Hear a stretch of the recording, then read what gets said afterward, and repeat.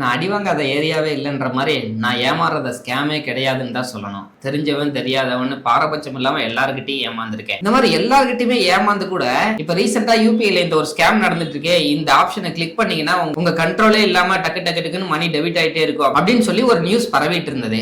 ஏமாத்துறவங்க எல்லாருமே நம்ம கிட்டயும் ஒரு தடவை வந்து விளையாடி பார்ப்பாங்களே, அந்த ஆப்ஷன் நமக்கு கொடுத்துருக்காங்களான்னு சொல்லி செக் பண்ணா அந்த ஆப்ஷனே எனக்கு வரல.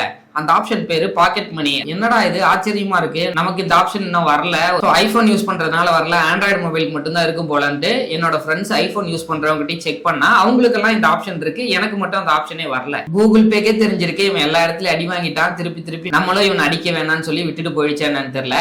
ஓகே, ஜோக்ஸ் அப்பார்ட், இப்ப கண்டென்ட் குள்ள வருவோம். எல்லாரோட கூகுள் பே ஆப்லயும் பாக்கெட் மணி அப்படின்ற புது ஐகான் ஒன்னு எனேபிள் ஆயிருக்கும். நிறைய பேர் இந்த ஆப்ஷனை கிளிக் பண்ணாவே மணி டெபிட் ஆயிட்டே இருக்கும் அப்படின்னு சொல்லி தப்பான நியூஸ் ஸ்ப்ரெட் பண்ணிட்டு இருக்காங்க. இந்த பாக்கெட் மணி கான்செப்ட் அப்படின்றது புதுசுலாம் கிடையாது, நம்ம டே டு டே லைஃப்ல யூஸ் பண்ற ஒண்ணுதான். இப்போ விஜய் சேதுபதி அவரோட மகனுக்கு வெறும் 500 ரூபாய் தான் டெய்லியும் பாக்கெட் மணி தருவார் இல்லையா, அதை அவர் கையிலேயே கொடுத்துறாரு. ஆனா இனிமே விஜய் சேதுபதி அவர் மகனுக்கு டைரக்டா கையில அமௌண்ட் கொடுக்காம அவரோட கூகுள் பே ஆப்ல போயிட்டு இந்த பாக்கெட் மணி அப்படின்ற ஆப்ஷனை கிளிக் பண்ணி அவருக்கு டெய்லி 500 ரூபாய் கொடுக்கணும் அப்படின்றத செட் பண்ணி வச்சுட்டா போதும். ஆட்டோமேட்டிக்கா அவரோட அக்கௌண்ட்ல இருந்து இந்த 500 ரூபாய் ஃப்ரீஸ் ஆயிட்டு விஜய் சேதுபதியோட மகன் அவர் யூஸ் பண்ணா மட்டும் இந்த அமௌண்ட் டெபிட் ஆகிற மாதிரி செட் ஆயிடும். சூர்யா போயிட்டு எங்கேயாவது ஜிபே யூஸ் பண்ணும் போது அவரோட பேங்க் அக்கௌண்ட் செலக்ட் பண்ணாம இவரு அலாட் பண்ணி வச்சிருக்க மணி சர்க்கிள் அப்படின்ற ஆப்ஷனை செலக்ட் பண்ணி பே பண்ணும் போதுதான் விஜய் சேதுபதியோட அக்கௌண்ட்ல இருந்து இந்த மணி டெபிட் ஆகி போகும். அது வரைக்கும் விஜய் சேதுபதியோட அக்கௌண்ட்ல தான் அந்த அமௌண்ட் இருக்கும், ஆனா ஃப்ரீஸா இருக்கும். அவங்க மகன் அதை யூஸ் பண்ணும்போது ஆட்டோமேட்டிக்கா அந்த ஃப்ரீஸான அமௌண்ட்ல இருந்து டெபிட் ஆயிட்டே இருக்கும். சோ இதை செட் பண்ணும்போது ரெண்டு ஆப்ஷன் கேக்குது.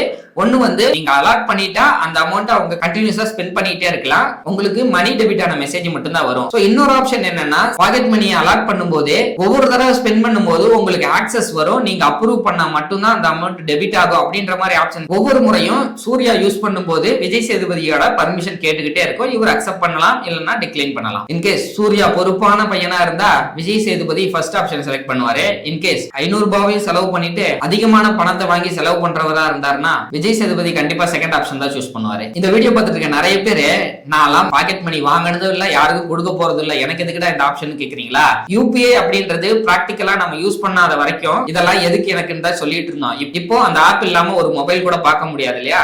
சோ அதே மாதிரி இதை இப்பதான் கொஞ்சம் கொஞ்சமா உள்ள கொண்டு வர ஆரம்பிச்சிருக்காங்க. இது மூலியமாவும் நம்மள நிறைய செலவுகளை பண்ண வச்சு நம்ம அக்கௌண்ட்ல இருக்கிற 1000 2000 கொஞ்சம் கொஞ்சமா கரைக்க போறாங்க. எல்லாருமே அதுக்கும் தயாரா இருந்துக்கோங்க. நான் எக்ஸ்பிளைன் பண்ண அப்டேட் உங்களுக்கு புரிஞ்சிருக்கும்னு நினைக்கிறேன். நீங்க உங்க வீட்ல எவ்வளவு பாக்கெட் மணி வாங்குறீங்க அப்படின்றத கமெண்ட் பண்ணிட்டு போங்க. அப்புறம் நாளைக்கு பார்க்கலாம்.